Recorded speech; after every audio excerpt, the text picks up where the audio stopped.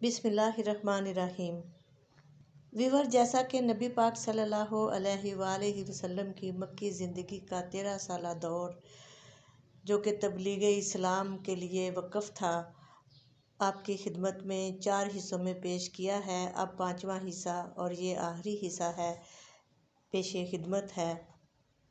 ہم ذکر کر رہے تھے ہجرت حبشہ کا، اس کے بعد بیعت عقبہ پیش آتی ہے۔ نبوت کے 11ویں سال موسم حج میں یثرب کے 6 آدمیوں نے اسلام قبول کر لیا اور نبی پاک صلی اللہ علیہ وسلم سے وعدہ کیا تھا کہ اپنی قوم میں جا کر آپ کی رسالت کی تبلیغ کریں گے۔ اس کا نتیجہ یہ ہوا کہ اگلے سال جب موسم حج آیا تو 12 آدمی آپ کی خدمت میں حاضر ہوئے۔ ان میں سے جابر بن عبداللہ بن رماب کو چھوڑ کر باقی وہی 5 آدمی تھے جو پچھلے سال بھی آ چکے تھے، اور ان کے علاوہ 7 آدمی نئے تھے جن کے نام یہ ہیں: معاذ بن حارث، ذکوان بن عبد القیس، عبداللہ بن صامت، یزید بن سلبہ، عباس بن عبادہ، ابو الہیثم، عویم بن سعدہ۔ مکہ سے منی آتے جاتے منی کے مغربی کنارے پر ایک تنگ پہاڑی راستے سے گزرتی ہے۔ یہی گزرگاہ عقبہ کے نام سے مشہور ہے۔ اس مقام پر ان لوگوں نے آپ کی بیعت کی تھی۔ مدینے میں اسلام کا سفیر۔ بیعت پوری ہو گئی اور حج ختم ہو گیا تو نبی پاک صلی اللہ علیہ وسلم نے ان لوگوں کے ہمراہ یثرب میں اپنا پہلا سفیر بھیجا تاکہ وہ مسلمانوں کو اسلامی احکام کی تعلیم دے اور انہیں دین کے راستے پر چلائے، اور جو لوگ اب تک شرک پر چلے آ رہے تھے ان میں اسلام کی اشاعت کریں۔ نبی پاک صلی اللہ علیہ وسلم نے اس سفارت کے لیے سابقین اولین میں سے ایک نوجوان کا انتخاب فرمایا جس کا اسم گرامی مصعب بن عمیر رضی اللہ تعالیٰ عنہ ہے۔ شاندار کامیابی۔ حضرت مصعب بن عمیر اسد بن زرارہ کے گھر نزول فرما ہوئے، پھر دونوں نے مل کر اہل یثرب میں جوش و خروش سے اسلام کی تبلیغ شروع کر دی۔ حضرت مصعب مکری کے خطاب سے مشہور ہوئے۔ مکری کے معنی ہے پڑھانے والا۔ اس وقت معلم اور استاد کو مکری کہتے تھے۔ دوسری بیعت عقبہ۔ نبوت کے 13ویں سال موسم حج میں یثرب کے 70 سے زیادہ مسلمان فریضہ حج کی ادائیگی کے لیے مکہ تشریف لائے۔ یہ اپنی قوم کے مشرک حاجیوں میں شامل ہو کر آئے تھے اور ابھی یثرب ہی میں تھے یا مکے کے راستے ہی میں تھے کہ آپس میں ایک دوسرے سے پوچھنے لگے کہ ہم کب تک نبی پاک صلی اللہ علیہ وسلم کو یوں ہی مکے کے پہاڑوں میں چکر کاٹتے، ٹھوکریں کھاتے اور خوفزدہ کیے جاتے چھوڑے رکھیں گے۔ پھر جب یہ مسلمان مکہ پہنچ گئے تو در پردہ نبی پاک صلی اللہ علیہ وسلم کے ساتھ سلسلہ اور روابط شروع کیا، اور آخرکار اس بات پر اتفاق ہو گیا کہ دونوں فریق ایام تشریق کے درمیانی دن منی میں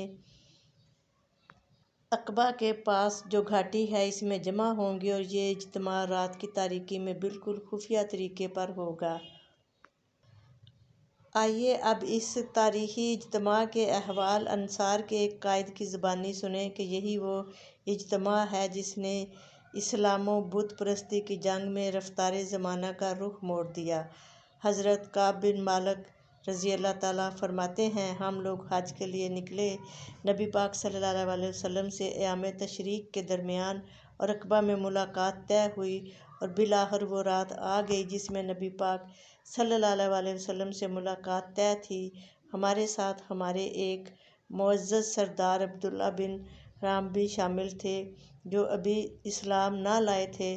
ہم نے ان کو ساتھ لے لیا تھا، ورنہ ہمارے ساتھ ہماری قوم کے جو مشرکین تھے ہم ان سے اپنا سارا معاملہ خفیہ رکھتے۔ ان لوگوں سے عقبہ کے مقام پر بات چیت ہوئی اور انہوں نے اسلام قبول کر لیا۔ یوں نبی پاک صلی اللہ علیہ وسلم کو کامیابی عطا ہوئی۔ یہاں پہ بیعت کی دفعات کیا طے ہوئی تھی اس کا ذکر کرنا بہت ضروری ہے۔ اس میں پہلی شرط یہ تھی کہ چستی اور سستی ہر حال میں بات سنو گے اور مانو گے۔ نمبر 2، تنگی اور خوشحالی ہر حال میں مال خرچ کرو گے۔ نمبر 3، بھلائی کا حکم دو گے اور برائی سے روکو گے۔ نمبر 4، اللہ کی راہ میں اٹھ کھڑے ہوں گے اور اللہ کے معاملے میں کسی ملامت کی پرواہ نہ کریں گے۔ نمبر 5، جب میں تمہارے پاس آ جاؤں گا تو میری مدد کرو گے اور جس چیز سے اپنی جان اور اپنے بال بچوں کی حفاظت کرتے ہو اس سے میری بھی حفاظت کرو گے اور تمہارے لیے جنت ہے۔ نبی پاک صلی اللہ علیہ وسلم نے یہ لوگوں سے فرمایا، انہوں نے یہی وعدہ کیا کہ ہم آپ کی حفاظت اسی طرح کریں گے جس طرح اپنے بال بچوں کی کرتے ہیں۔ اس طرح سے بیعت عقبہ کی یہ تکمیل مکمل ہو گئی۔ ہجرت کی دعا۔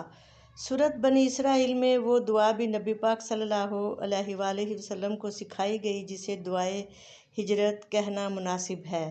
حضرت عبداللہ بن عباس کہتے ہیں کہ اس آیت میں نبی پاک صلی اللہ علیہ وسلم کو ہجرت کا اذن دے دیا گیا تھا۔ دعا یہ ہے، یعنی اے نبی، دعا کرو کہ پروردگار مجھے جہاں بھی لے جائے سچائی کے ساتھ لے جائے اور جہاں سے بھی نکالے سچائی کے ساتھ نکالے اور اپنی طرف سے اقتدار کو میرا مددگار بنا دے۔ اس دعا سے صاف معلوم ہوتا ہے کہ ہجرت کا وقت قریب آ گیا ہے اور اقتدار کا لفظ صاف بتا رہا ہے کہ بہت جلد ایک کامیاب اسلامی ریاست بننے والی ہے۔ تو نبی پاک صلی اللہ علیہ وآلہ وسلم نے اللہ تعالیٰ کے ارشاد کے مطابق مسلمان ہونے والے اصحاب کا ذہن بنانا اور ان کو تربیت دینا شروع کر دی اور پھر ایک ایک اور دو دو کر کے گروہ کی شکل میں مسلمان مکے سے مدینے کی طرف جانے لگ گئے۔ مدینے میں اشاعت اسلام۔ مدینے میں دعوت کی نکہت کا پہلا جھونکا پہنچا تو سوید بن سامت کی روح وجد میں آ کر پکار اٹھی، لبیک! اسلامی تحریک کی علمبرداری میں مدینے کی یہ پہلی جماعت جس کی تشکیل مکے میں ہو رہی تھی 6 افراد پر مشتمل تھی۔ اہل ایمان کو ہجرت کی اجازت۔ عقبہ کبریٰ کے بعد نبی پاک صلی اللہ علیہ وسلم نے مسلمانوں کو یثرب کی طرف ہجرت کر جانے کی اجازت دے دی۔ چنانچہ ہجرت کا سلسلہ شروع ہو گیا اور ساتھ ساتھ کفار مکہ نے اس راستے میں رکاوٹیں ڈالنے کی کوششوں کا سلسلہ بھی جاری کر دیا۔ مسلمانوں کی ہجرت کر جانے سے اہل مکہ سخت پریشان تھے۔ انہوں نے اسلام کی دعوت اور داعیہ اسلام پر آخری ضرب لگانے کا فیصلہ کیا اور اس مقصد کے لیے مکے کے دارالندوہ میں ایک عالمی مشاورتی اجلاس قائم کیا اور دارالندوہ کے اس بین القبائلی اجلاس میں شامل نمائندوں میں مندرجہ ذیل لوگ اور قبیلے شامل تھے۔ قبیلہ بن مخزوم سے ابو جہل۔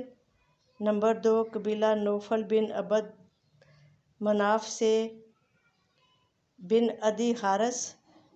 نمبر 3، بنی عبد شمس بن عبد مناف سے شیبہ بن ربیعہ۔ ہجرت نبوی۔ نبی پاک صلی اللہ علیہ وسلم کی اجازت سے مسلمان ایک ایک دو دو کر کے مکہ سے مدینہ کی طرف ہجرت کرنے میں کامیاب ہو گئے۔ اللہ تعالیٰ کی مدد، نصرت اور فتح ان کے ساتھ رہی۔